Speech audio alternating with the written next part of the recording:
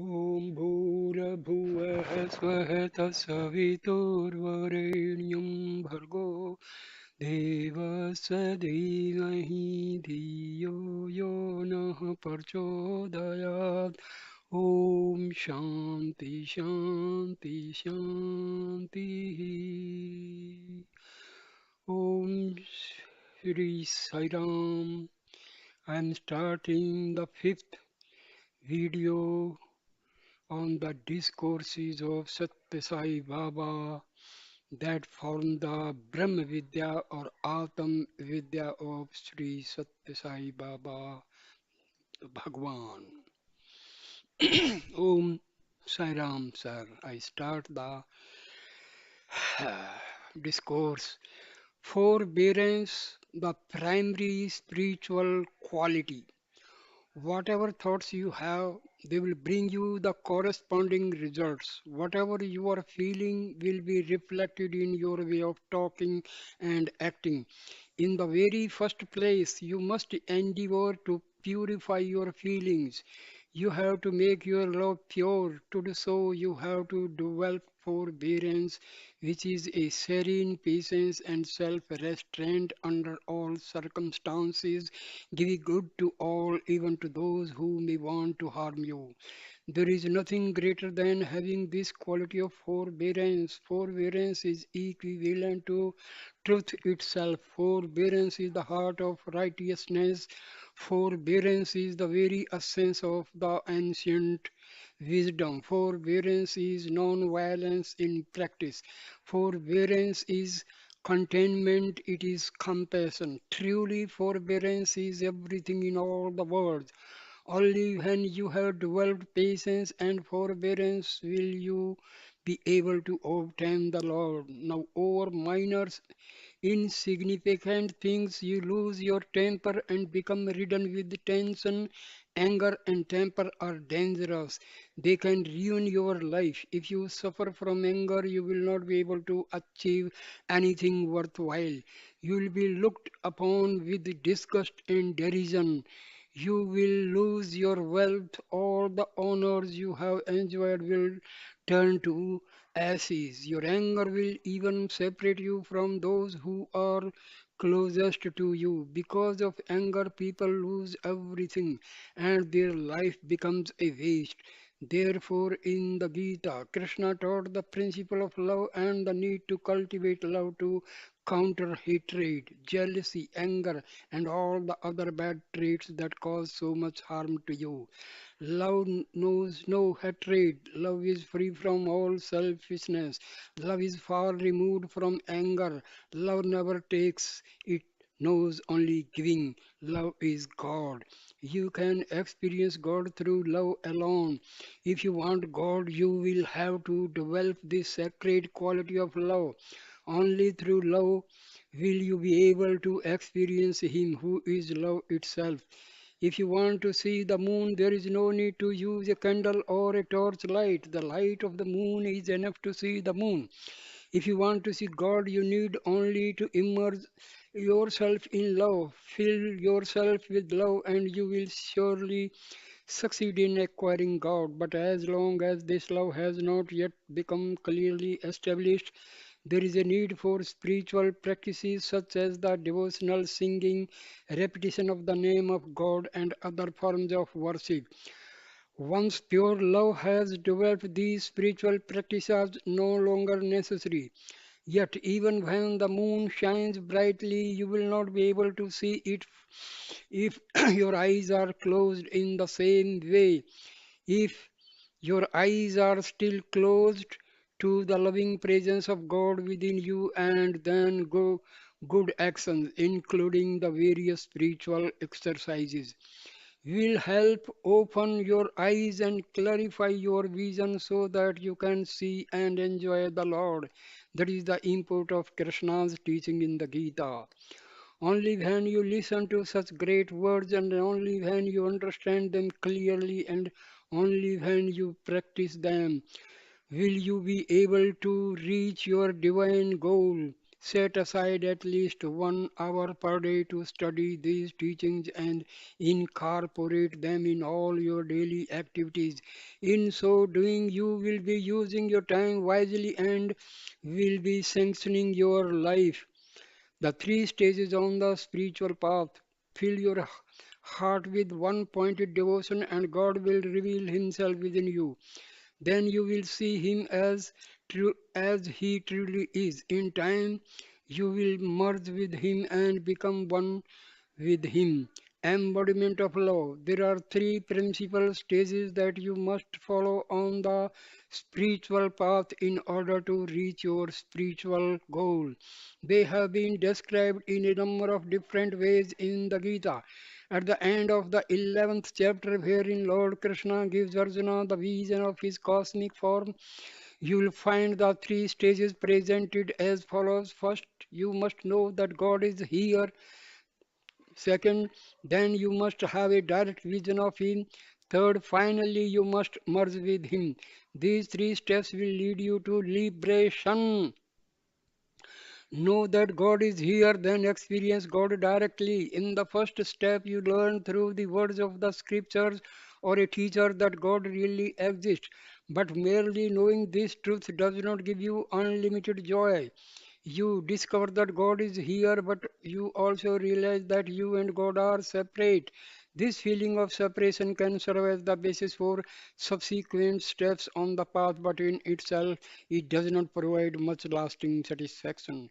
Gradually, the anguish of separation from God moves you on to the next step. The desire dwells in you to gain the direct personal experience and vision of God. You feel, I want to see you, dear Lord. How can I experience you directly? But you find that it does not happen so easily just by wishing for it. You must deeply pine and yearn for this vision, and you must constantly aspire to see Him. Whatever form or aspect of God you have come to love in your devotion, you must know, yearn for it with all your heart and wish to see it directly. If your yearning is sincere, then after some time He will make Himself known to you in a most personal way and give you this sort for vision of Himself. Here is a small story to illustrate this. The cowherd boy.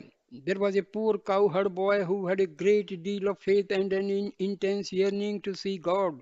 One day in the village where this boy lived, a preacher came to deliver some spiritual discourses. The preacher would gather together an audience and sing the glories and exploit of the Lord. It was not possible for this cow herd boy to give up his work and come to all the meetings because all day long he had to attend to his cows. But in the evening he would bring the animals into a sheltered place and then go to hear the preacher give this his talk. The cowherd boy could listen with great earnestness and care to all that was being said. The preacher was a follower of Lord Vishnu, and so he related the characteristic features of God in the form of Vishnu, or Narayana as he is also called. In the course of the discourse, the preacher repeatedly described the traditional image of the Lord as one who was dark complexioned, who wore a white mark on his forehead and rode on a white eagle. The preacher also explained that Lord Vishnu was always prepared to go to the rescue of those who sought shelter in him, and that he would accept as an offering anything that was given to him with full faith and love. As the preacher repeatedly described these characteristics of the Lord, they made an indelible impression on the heart of the boy. The preacher also said that God is a great lover of music and that he could be won by directing one's prayers to him in songs sung most reverently for the heart. Well, this cowherd boy used to carry some food with him for his noontime lunch. Daily he will offer this food to God with all sincerity and devotion, praying to the Lord to partake of it. He began his prayers by singing this song. O loving Lord, you ride on a white eagle, so I have been told, come, please come to me and accept this food. The boy went on praying like this to the Lord for one whole week continuously. He never touched his food because it was not shared by the Lord. By the end of the week, he became extremely weak. Anguished yearning for the Lord's presence, besides his weakened physical condition, he was also suffering from extreme anguish because he felt that he was not singing properly and therefore the Lord did not respond. He was sure that it was because of his own shortcomings in his songs that the Lord did not come to partake of his food. And so, with great determination and devotion, he continued to practice his singing, thinking that in the end he would surely win the grace of Lord. In his weakened condition, he reached the forest. He was feeling extremely exhausted, but he was determined not to eat unless his offering was accepted by the Lord. Now his prayerful song poured out of him in a most melodious and sacred way. The boy just kept on singing and singing all the time, imploring the Lord to come down and accept the food and drink that he was offering with so much yearning. When there was perfect harmony in the feeling, in the tune, and in the content of the song, the Lord descended. How did he appear before that cowherd boy? He came as a boy of the same age, wearing the simple austere cloth of Sadhu, a mendicant holy man. The young cowherd asked the boy he saw standing before him, please, dear friend, may I know who you are? Are you a traveler passing through this forest? The holy boy answered, I am the Lord. I am Narayana. You prayed to see me, and so I have come to give you a vision of myself.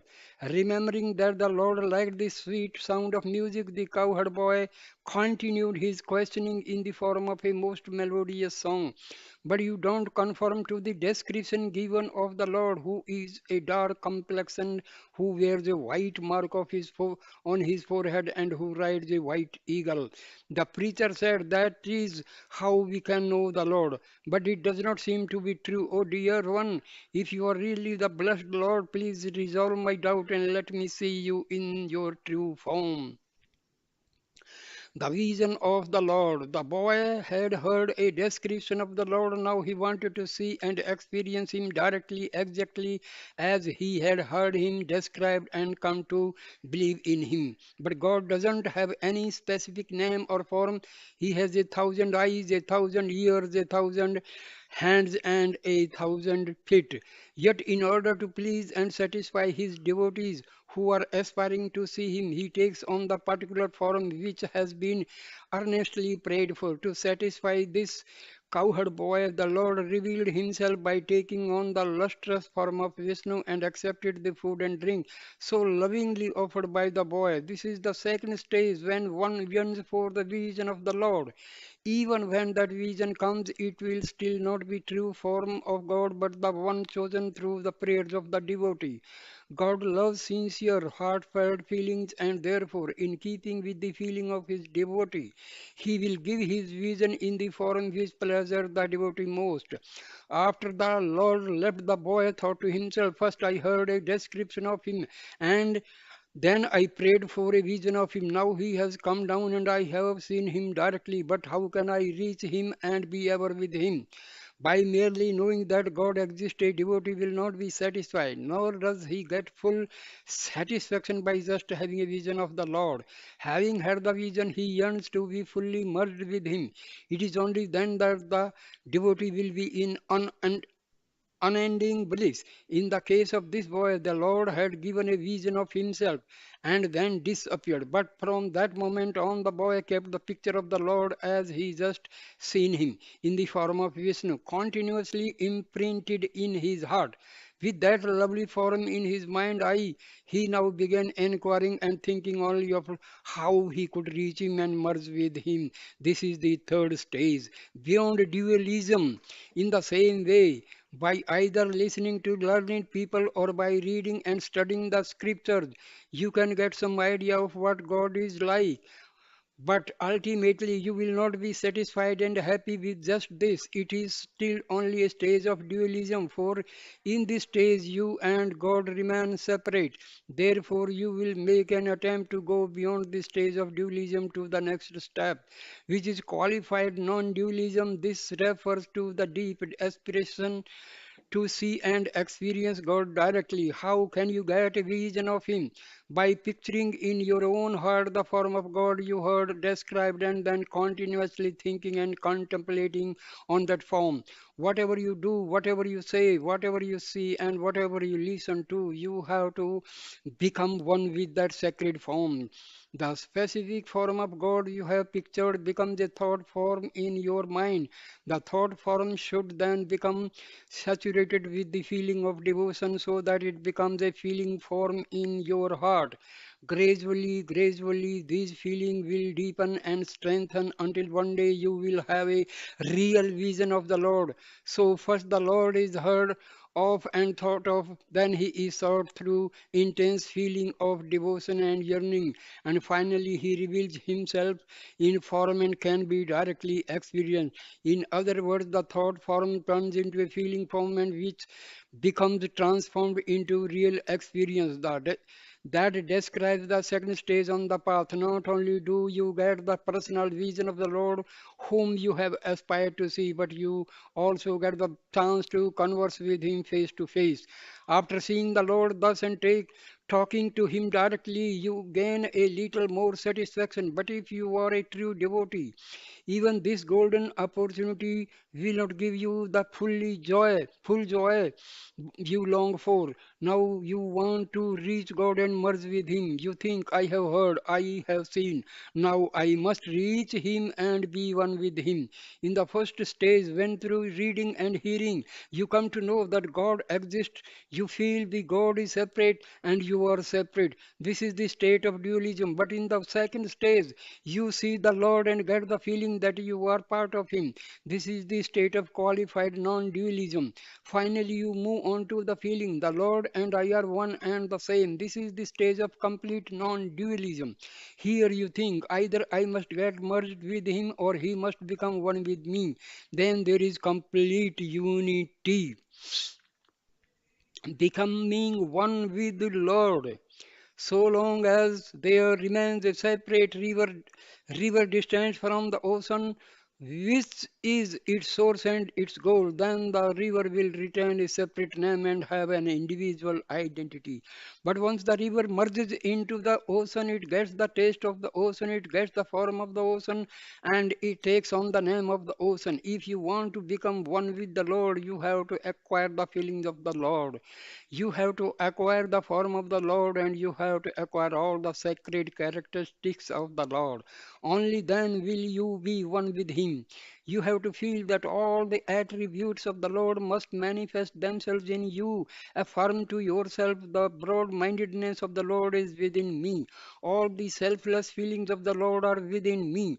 The unbounded love of the Lord is within me. When you faithfully live this conviction, then you eventually attain the realization that you and He are one. Then there is perfect unity. You must continuously strive for this feeling of unity. You must make every effort to gain it. Then you will reach that fulfillment one day. This is the ultimate goal of human life. It is only when you reach that place, the place from which you have originally come, that true fulfillment will be yours. The three stages in secular life. Even in your secular life, you can recognize these progressive stages necessary for reaching a goal. Consider the following example. Suppose you some mangoes have arrived in the marketplace and that mangoes are fruits which you love immensely. There must be one particular type of mango which you especially favor and relish. Now a friend comes to you and informs you that they are selling these particular mangoes that you enjoy so much. The moment you hear this, get a certain amount of satisfaction. You are happy just thinking about these mangoes, even though you have not acquired them and tested them. The moment you get the news, you rush to the bazaar to find out where those mangoes are and whether they are still available. Yes, they are there. Now you get a good look at them. This gives you still more satisfaction. But even then, you are not yet fully happy. So you put some choice mangoes in your bag and pay for them. Then, until you reach home, you go on thinking about these fruits, reflecting on your good fortune to find such nice ones and looking forward to eating them. Why do you spend so much time thinking about them? Because you have an extraordinary liking for these fruits, and your actions in going after them and getting them are proof of this strong love you have for them. You can get a lot of joy when a feeling that you have been experiencing strongly inside you take on a form which you can see externally. In truth, the whatever you see outside of you is always only a reflection of your inner thoughts. When you have a strong enough desire, you will manifest externally what you wish for strong internally. Your desire for the mangoes brought you to the market. Now you have brought them and brought them home. You wash them and nicely and peel them. Then you start eating them with great relish and anticipation. As you consume them, you blissfully enjoy the nectarine juice of these lovely fruits. Soon the juice is no longer something outside of you, but it will have become part of you. With that, you get immense joy. You feel complete bliss, knowing, seeing, and becoming one with the divinity. What is the reason for such great joy? Let us recapitulate the process. First, you came to know that the particular fruit you love had become available in the bazaar. That is knowing. After hearing about it, you did not get discouraged but developed the intense desire to get them and enjoy them. You went to the bazaar with great intensity of desire and yearning to see the fruits there. Finally, you found them and got a good look at those fruits. That is the stage of seeing. After seeing the fruit, you acquired them and ate them. This is the stage of entering into and becoming one with the object of your desire. Do you have such intense feeling for God? That is the one desire you really should develop. After listening to a number of discourses, after reading many scriptures, after knowing that God exists, and after having spent much time in worshipping Him, you will have to develop a strong yearning to see Him. Otherwise, all your efforts will be in vain. You have to fervently strive, making an all out effort to get a direct vision of the Lord. A student, after having entered a particular grade and spent the year studying the subject at that level, will not get any satisfaction in remaining in that grade for the next year. He will aspire to progress to a higher grade. If a student is in the same class for 2 years, he develops a sense of despair and despondency. Do not only does he get discouraged, but he is also put through a lot of ridicule by his fellow students. In the same way, you will be poorer in the eyes of other devotees if you continuously remain in the first stages of dualistic worship without moving on in your spiritual development. Other devotees will say, look at this person. He has been attending so many discourses over a long period of time and he has read all the great scriptures. But what is the use of all that? There does not seem to be any progress in him. This unfortunate process of remaining stuck in the first stage is the characteristic feature of the slothful quality of inertia and laziness. You have to remove this quality and go on from the dualistic state to the next state of internalizing the Lord. In this state, through the continuous contemplation of the divinity inside you, try to gain a direct vision of God in the particular form you choose. With the intense desire, you will get that coveted chance to see the Lord, converse with Him, and serve Him, reaching the abiding peace of the immortal self. But even that you should not be satisfied. You should strive to reach the final and highest state. There should be no rest, no peace of mind or contentment until you reach the state of complete mergence with God and the realization of His oneness. These days you are only aspiring to obtain rest for your body and trying to get a little peace of mind. But this is not good. You have to reach the abiding peace of the Atma. This is your true self, the immortal self, the one universal self. When you become reunited with it, you become peace itself. Your individual self has to merge with the universal self. Then the long journey is complete and permanent bliss is realized. A river is born from the ocean and ends in the ocean. But how did the river originate? Initially, some of the water of the ocean turned into clouds. Once the ocean water becomes a cloud, there is a separation and duality. Clouds are separate, ocean is separate. The water of the ocean is salty. After it turns into a cloud, it becomes sweet. But now the water which has become a cloud comes in the form of rain. You can say it is rain of love because this rain water becomes a river and with great enthusiasm rushes to rejoin the ocean. This may be compared to the state wherein a great anguish and aspiration dwells to get nearer and nearer to the final goal. When you are in that state, you yearn with all your heart to reach the native land from which you have become separated. In the case of the water in the form of a river, it is impelled to merge back into the ocean from whence it came. Only then will it have reached its goal. Such is the pure non-dualistic state of total mergence with the source.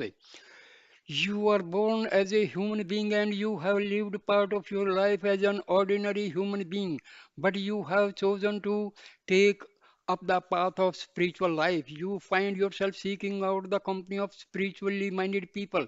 You find yourself listening to the great scriptural stories describing the sacred characteristics of the Lord. But now you find that this is not enough. You yearn to have a direct vision of the Lord. Even then, you are not satisfied with just that. Merely having had the opportunity to see and talk with the Lord, you still don't find that your happiness lasts. But when you finally get fully merged and united with Him, then you gain the complete fulfillment you have been seeking. Then you are one with the unending peace and bliss that is the Lord. This was the teaching that Krishna imparted to Arjuna on the battlefield. The sacred names of Arjuna in the Gita, Krishna used a number of names to address Arjuna. Even in worldly life, a number of titles and names may be conferred on people. In the Gita, it was the embodiment of divinity, Lord Krishna, who conferred the different names on Arjuna. Krishna told Arjuna, "O Arjuna, you are not a child of mortality, you are the divine divinity itself. You are the son of immortality." In his life, Arjuna found himself in a number of trying circumstances in which he acquitted himself heroically. As a result, he was given various titles to obtain his bow, which was a sacred weapon. He performed severe penance and faced a number of difficult problems, but throughout he persisted with a great deal of faith, courage, and conviction. His determination in the face of all obstacles was ultimately rewarded by gaining the grace of Lord Shiva and winning the boy directly from him. In the process of getting this celestial weapon, even the elements of nature went against him, but nothing could deter him from his firm resoluteness, resoluteness and purpose. Because he was able to win the bow, the Lord conferred on him the title, the victor of the bow. From a worldly point of view, Arjuna could also be thought of as the one who was victorious in gaining wealth. There is a story for this. The oldest of the Pandava brothers, Dharmraja, who was the king, decided to undertake a great ceremonial sacrifice performed only by reigning kings. At the time, the Pandavas were opposed by the wicked Kauravas. The treasury of the Pandavas was completely empty. They had no money available at all. In the face of such obstacles, it would have been nearly impossible to proceed with such a grand ceremony. Still, Dharmaraja insisted on going ahead with the ceremonial sacrifice. He said to Arjuna, "Brother, this occasion will require a very heavy expenditure of funds. We will need a great deal of wealth. How might we raise this money?" Arjuna replied, "Dharmraja, why worry about money when we have with us the wish fulfilling tree in the form of Krishna? Why should we be afraid? Once Krishna blesses us, we will be able to get any amount of money. Arjuna went around to the different kings ruling over the surrounding areas to inform them of Dharmaraja's wish to hold the great sacrifice. As soon as these kings heard that Dharmaraja was planning to perform the ceremony, they offered to support Dharmaraja with their own treasuries, and so Arjuna brought back wealth in such huge quantities that it took dozens of elephants to carry it. There were great heaps of gold, silver, and jewels. Krishna, who had prompted all this, came and acted as if he did not know anything. He asked Dharmaraja, "Wherever did you get so much wealth? Where did it all come from?" Dharmaraja, out of ignorance and fraternal pride, replied, "It is because of my brother Arjuna that I got all this." From that day on, Krishna addressed Arjuna as the conqueror of wealth. In this way, concealing his own role and announcing to the world that it was Arjuna who was able to gather so much wealth. There were many other names given to Arjuna, such as Son of the Earth. These names were not intended for Arjuna alone. As you hear these various names, you can start applying them to yourself. Each contains a deeper meaning and shows how the Lord showers His grace on His devotees. Make them part of you. Fully live them by strive to understand their deeper meaning and by putting them into practice in your daily life. Restraining the tongue in both food and speech. One of the most important disciplines necessary for coming into union with God is control of the tongue. This must be exercised both in the area of food and in the area of speech. Without control of the tongue, it is impossible to follow the path of devotion and become one with God. Embodiments of love.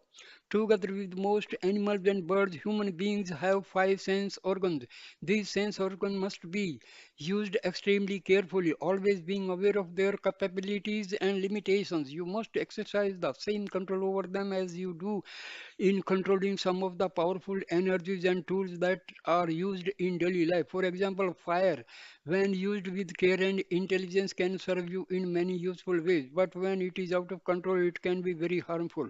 Or take a knife or electricity. If you know the proper way to use them, they will be beneficial. Otherwise, they can be quite dangerous. It all depends on the care you take and how well you use your intelligence. The spiritual teachings have laid great emphasis on knowing the proper use of the sense organs and applying that understanding to your day-to-day life. The dual power of the tongue. Each sense organ given to human beings has one particular use, but the tongue is endowed with dual power. It has both the power of speech and power of taste. In the Gita, the Lord cautions you to be very careful in using your tongue. He praises the devotee who has attained complete control over the tongue, for such a one will soon develop a pure and steady heart and feel the constant presence of the Lord. To gain such control, devotees have been practicing number of special disciplines such as observing silence, controlling their diet, or maintaining a complete fast. Fasting prompts health for the physical body. In the mental realm, it gives joy and bliss. Unlimited and unregulated food is very harmful for devotees. Indulging indiscriminately in unwholesome foods is like to lead the devotee into torpidity of inertia. To think that you can go on wantonly indulging yourself in food while at the same time trying to please God and enjoy the nearness of God. It's extremely foolish. These two, indulging in food and gaining the nearness of God, are not compatible. Therefore, right from the beginning, you must make a determined effort to keep the tongue under control. Once you gain mastery over the tongue, the other sense organ will automatically come under control. Control of the tongue. 2 days devotees have imposed on themselves all sorts and rules and regulations in order to live a disciplined spiritual life. Unfortunately, these have not been effective in gaining control over the tongue. Truly speaking, it is not necessary to make such strenuous efforts to control the various sense organs. If the tongue is properly controlled, all the other sense organs will come in line with by themselves. Because people have not been able to gain control over the tongue, they are afflicted with numerous doubts, emotional turmoil, contradictions, and confusion. Control of the tongue refers not only to food but also to speech.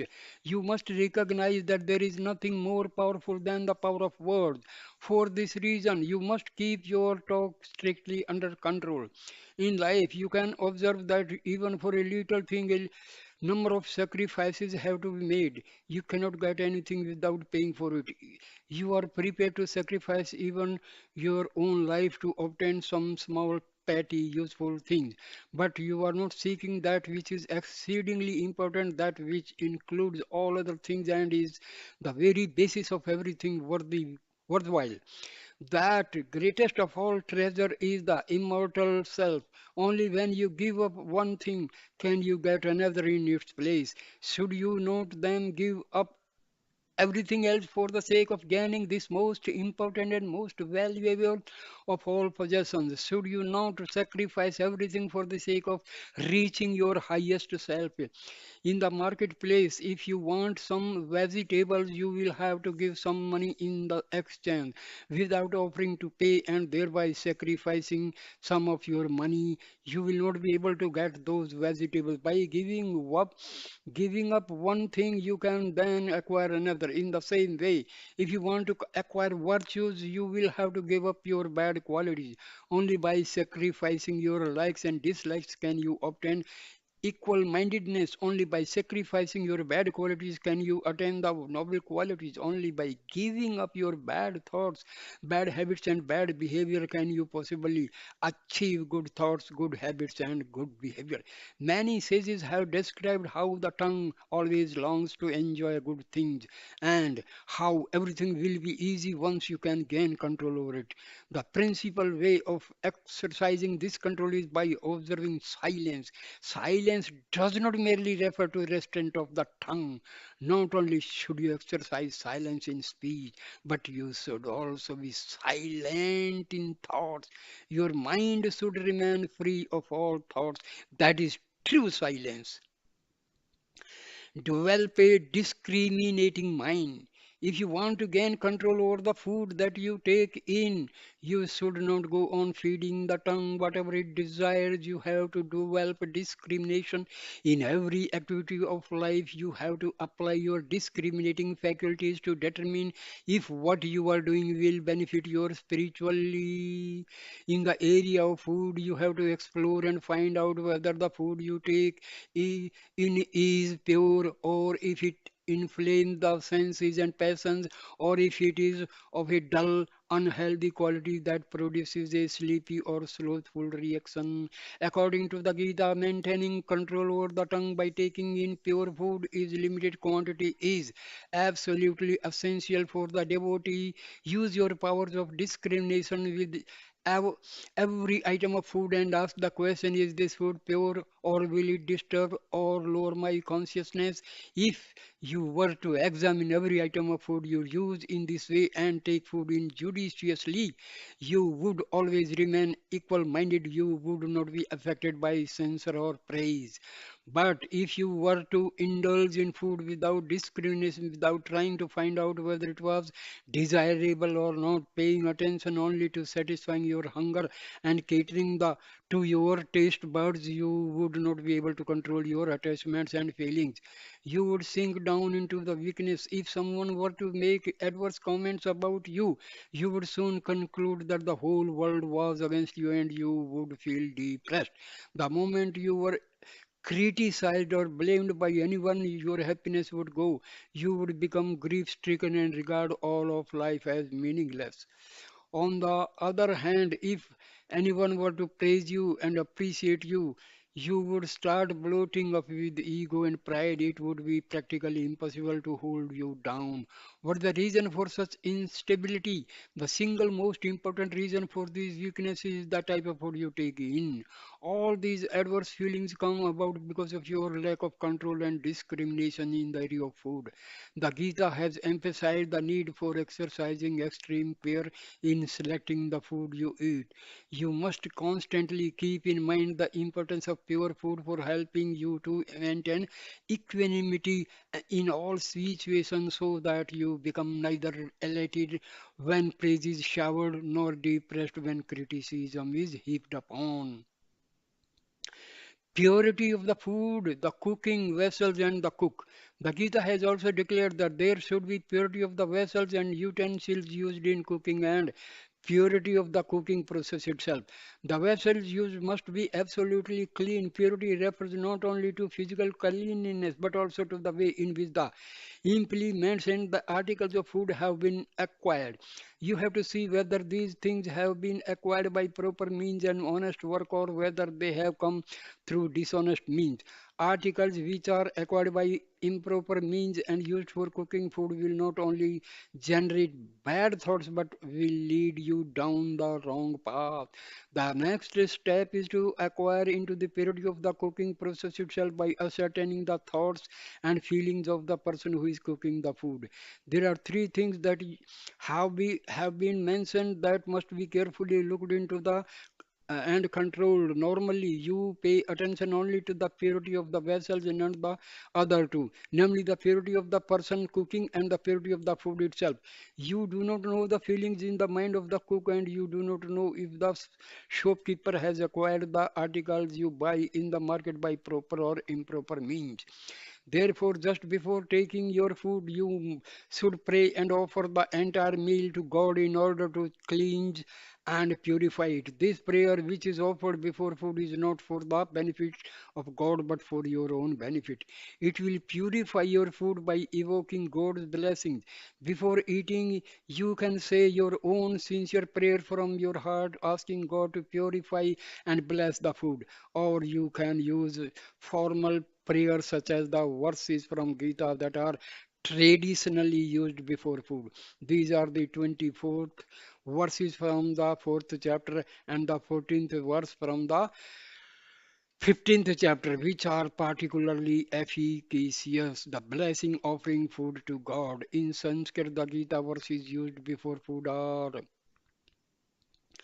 Brahm Arpanam, Brahm Havir, Brahmajam, Brahmanahutam, Brahmevantena Gantavyam, Brahmakarma Samadhinaha, Aham Vaisnanara Bhutava, Prananinam Deha Misritaha, Pranapana Sama Yuktaha, Pachaha Annam Chaturvidham, which means the offering is to God, the act of offering is God, offered by God in the sacred fire which is God.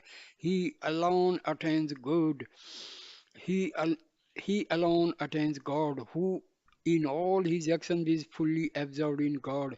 I am the all pervading cosmic energy lodged in the bodies of living beings, unite with their ingoing and outgoing life breaths. I consume all the various foods. This prayer before eating removes all the defects and flaws in the vessels and in the articles of food, as well as removing any negative influence acquired during the cooking process.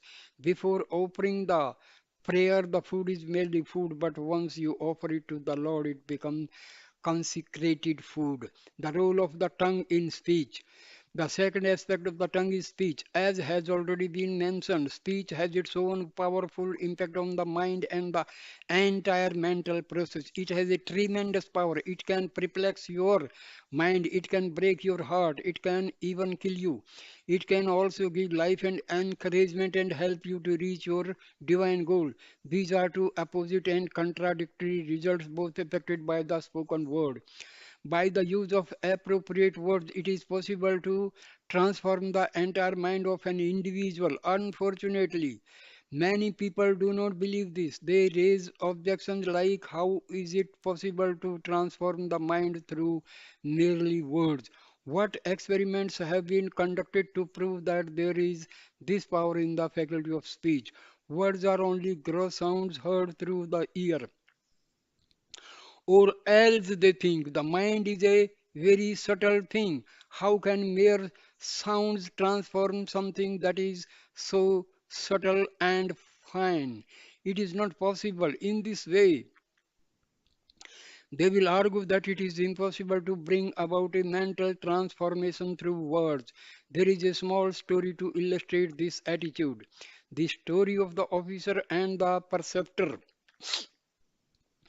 There was once a government officer who did not believe in the great power of words to transform mind, particularly when it came to spiritual teaching. He happened to be the education secretary for a district, and included among the schools he had under his auspices were some religious institutions. One day he visited one of these schools where a preceptor was teaching the Holy Scripture to a number of young students. This spiritual teacher was expounding on some very profound concepts. Sitting there listening to this, the officer developed a headache. Finally, he told the teacher, "My dear fellow, these are small children. There is no need to burden them unnecessarily with such lectures. This will be completely useless to them. Such scriptural truths and deep philosophical concepts cannot possibly grasped and understood by such small children." The teacher replied that only when children are at such a tender and impressionable age can they be led on to the proper path. Being taught these noble truths from the very beginning, he felt would clear their hearts of doubt and put them on the right track in life. The officer said, "I do not believe in all these words.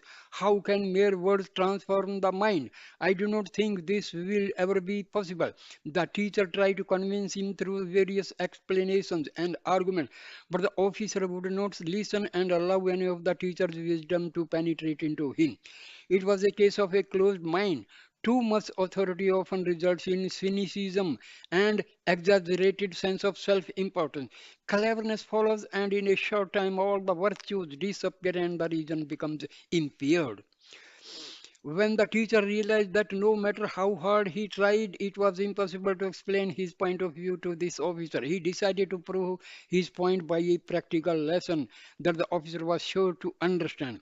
He asked the youngest of the students to get up and told this small boy, "Child, you go and physically throw this officer out of the room. Do it immediately." The moment he heard these words, the officer got very angry. He started shouting at the teacher, "Who do you think you are? I am a government officer. I am the education secretary of this district, and you are asking a small child to send me out. How dare you do this?" The teacher then told the officer, "Well, sir, I did not beat you or hit you or even touch you. I did not do anything to you. Just by merely hearing some words, you seem to be getting very upset.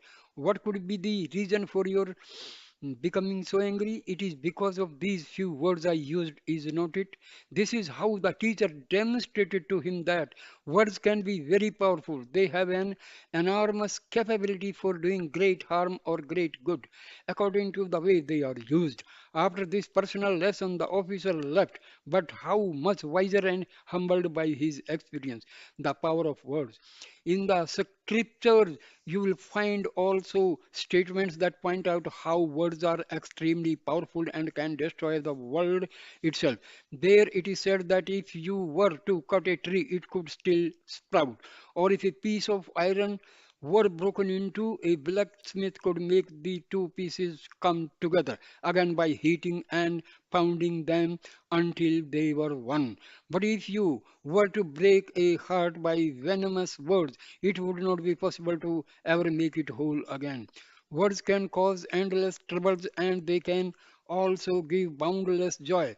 Therefore, you should be most careful that the words you use do not hurt or give pain to others.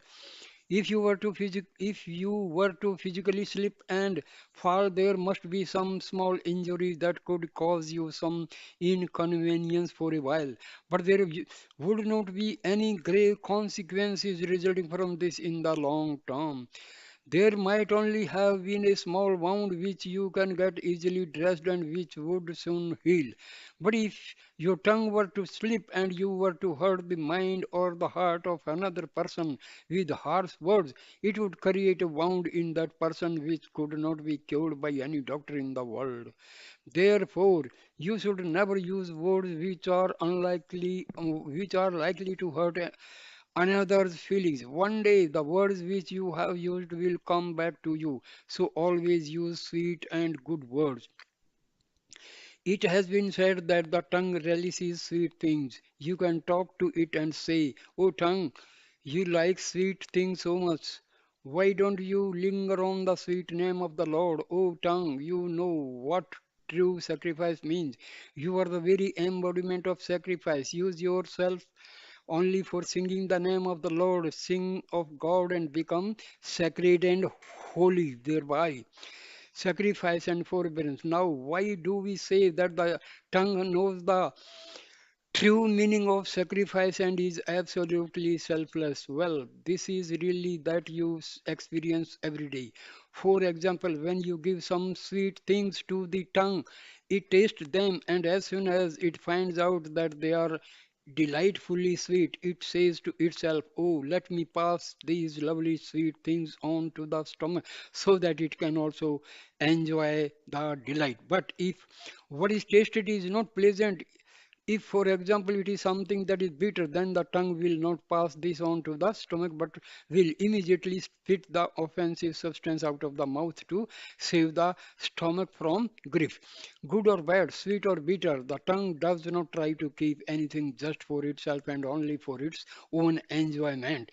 It lives selflessly and with honor, knowing its own limits very well. For any number of years, it is content to remain shut up and inside the mouth. Does it come outside even once? No. Whatever work it does uncomplainingly inside the mouth. There is still another important feature of the tongue. It has extraordinary forbearance. Whatever are its difficulties and problems and whatever troubles and others give it, it remains focused within itself, never exceeding its own limits and always observing forbearance. It lives in the midst of exceedingly harmful companions, namely very sharp and powerful teeth. With a great deal of skill, it manages not to be beaten or hurt by these aggressive fellow residents that share its tight quarters. With unusual skill and forbearance, it has been existing very well with such dreadful neighbors without even once coming to any harm.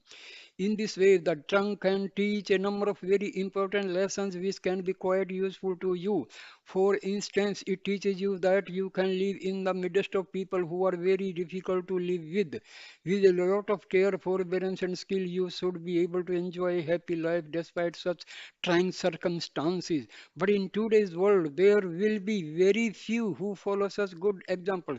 For most individuals, once they come in touch with bad people, they will tend to become bad. All the good fellows and good quality, the good thoughts and the good behavior disappear in a moment and they lose all their merits and virtues. In order that you do not suffer such bad consequences, it is necessary that you gain complete control over your tongue. Talk waste spiritual energy. Baba quite often tells the students, "Dear students, you should not talk too much. The divine energy which is in you will get wasted in the process. By engaging in too much talk, your memory power will be reduced and weakness will develop in in your body. Premature old age will be final result. Besides that, you will also get a bad name. Now consider that you have a radio. You may switch it on to hear a news broadcast, but then you leave the room and forget to switch it off. The radio just continues to play without purpose and uses up costly energy. Your body can be compared to that radio, and the intellect may be thought of as the switch that is has turned it on but failed to turn it off again.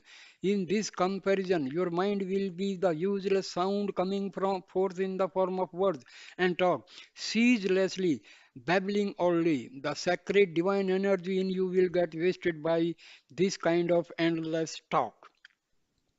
Right from dawn, you get up till dusk. When you go to bed, you go on talking. If not loudly, then within yourself, the volume might be turned down, but nevertheless, the talk will be going on all the time. The radio inside you just keeping on playing non-stop and the valuable Spiritual energy that is within you gets wasted, just as electricity is consumed in the case of the radio. Whether it is playing loudly or softly, the energy just drains away. The most common cause of premature old age and senility is this talk and more talk and still more talk. All this talk is not good. You have to observe silence. From birth, you have not developed the habit of inner silence. You have to develop it now. Actually, the two functions of the tongue are closely related. Too much talk leads to unnatural hunger. When the talker feels more hunger, he will, of course, take more food. Because of this excess food, feelings will arise which will express themselves in still more talk. In this process, controlling the senses become an almost impossible task. If you were to give a horse very concentrated food and then confine it to tie up, it would become very nervous and upset and would not be able to keep quiet. After you feed a horse, it is necessary to exercise it also in the same way. If you take in rich food without working hard and taking some exercise, you will become nervous and restless, and you will also develop egoistic feelings of selfishness and pride. Proper exercise will strengthen your health, and proper food taken in moderation will control the negative tendencies. One of the main purposes of spiritual practice is to see it that the food you take in will be used in the service of society.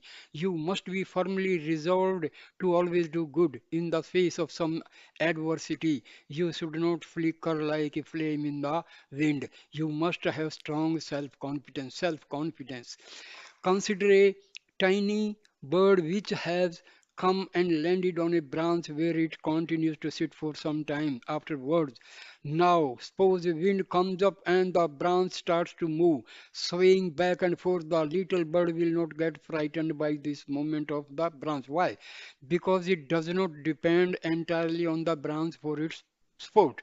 It depends on its wings, and so it has strong self-confidence that no amount of movement of the branch would disturb it. Even if the branch were to break, this would not threaten it or cause it to fall. But today's man gets easily frightened by the smallest difficulties in day-to-day life. He does not have the self-confidence which even a little bird has.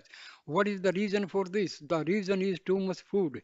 He takes in food which is full of dross and which in turn generates feelings that are saturated with the quality of rajas, excessive nervous energy and activity, which promotes apprehension and anger. As a result, he has no chance to experience his true nature, which is even minded and pure. The youth of today have many doubts. They see animals and birds relating to one another in all kinds of ways, enjoying a great deal of freedom. The youth wonder why they should not have the same freedom and independence that the animals enjoy. The proper answer to this question is yes, you are also entitled to freedom, but it is the freedom appropriate to a human being, not that of an animal. Animal enjoy the freedom which is natural to animals. You should enjoy human freedom, the freedom that is natural to human beings. L- Live as a true human being, develop the qualities appropriate to a human being. Calling yourself a human but trying to enjoy the freedom of an animal will not get you far. The human characteristics are sacrifice, love, compassion, generosity, sympathy, non-violence, and other such noble qualities. Do not develop the qualities associated with an animal, and even worse than that, do not succumb to qualities much lower than an animal, namely the qualities of a demon, such as selfishness, anger, hatred, lust, jealousy, and the like. These demonic qualities have no place in human beings. If a selfishness, pride, and jealousy, in particular, you should never allow selfishness, pride, and jealousy to take up residence within you. These three are the worst of the bad traits that infest man. If you wish to acquire only good qualities, the human qualities instead of animal or demonic qualities, then you will have to acquire control of the tongue in both the areas of speech and food. This is the royal road for human being. The path of devotion requires that you use the tongue properly, which means that you use food properly and use words properly. Especially in this dark age of materialism and unrighteousness, the tongue can get easily sanctified by repeating the holy name. Instead of wasting your precious divine energy and your precious time in idle talk, let the tongue constantly sing the praises of God and repeat his name. Sing the name of the Lord. That is the proper way to spend your life. Use every moment of the day to saturate yourself with the glory and the holiness of his presence. You can reach God through love alone. The Lord declared in the Gita, when you constantly think of me with love, I will bless you with the gift of spiritual discrimination. This will lead you to permanent union with me. I promise this to you. Embodiment of love. The Buddhi is the discriminating faculty through which you can separate that which is real from that which is unreal, that which is permanent from that which is changing. This power of spiritual discernment become available to only to people who have developed sacred devotion and are filled with love for God. Devotion is the royal road to attaining the highest wisdom. In truth, it is the only path leading to self knowledge. Devotion evokes the grace of God.